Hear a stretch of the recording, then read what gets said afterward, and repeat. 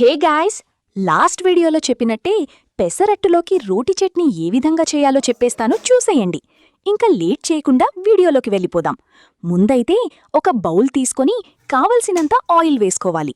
Oil వేడయ్యాక పల్లీలు, ధనియాలు వేసుకొని వేపుకోవాలి. తర్వాత కొన్ని మిర్చి వేసుకోవాలి. ఇవి బాగా వేగిన తర్వాత లాస్ట్లో ఎండుమిర్చి వేసి 1 మినిట్ తర్వాత కరివేపాకు, కొత్తిమీర వేసి బాగా వేపుకోవాలి.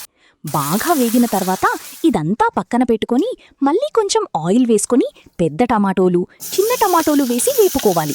చిన్న టమాటోలంటే ఏంట్రా అనుకునేరు, అదేనండి రామ్ములక్కాయలు. మేమైతే వాటిని రామ్ములక్కాయలంటాము. మీరేమంటారో కామెంట్ చేయండి.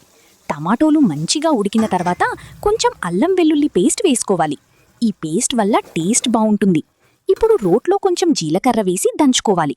తర్వాత ముందు మనం ప్రిపేర్ చేసిన పల్లీలు, మిర్చి అవన్నీ రోట్లో వేసి దంచుకోవాలి.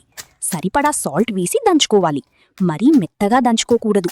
ఇలా దంచుతుంటే వచ్చే స్మెల్కి నోట్లో సునామీ వస్తుంది. తర్వాత బాగా ఉడికిన టమాటోలు వేసుకొని ఇలా చేతితో మిక్సీ పట్టాలి. అంతే, మన రోటి చట్నీ రెడీ అయినట్టే. ఇంకేముంది, పెసరట్టులోకి వేసుకుని కుమ్మేయడమే. నాన్ వెజ్ వండినప్పుడు కూడా ఈ రోటి చట్నీ చాలా బావుంటుంది. ఎప్పుడైనా ట్రై చెయ్యండి. సరే మరి, ఉంటా. మీరు మాత్రమే సబ్స్క్రైబ్ చేస్తే సరిపోదు, ఫ్రెండ్స్ అండ్ ఫ్యామిలీతో కూడా సబ్స్క్రైబ్ చేయించండి. నెక్స్ట్ వీడియోతో మళ్ళీ కలుద్దాం. బాయ్.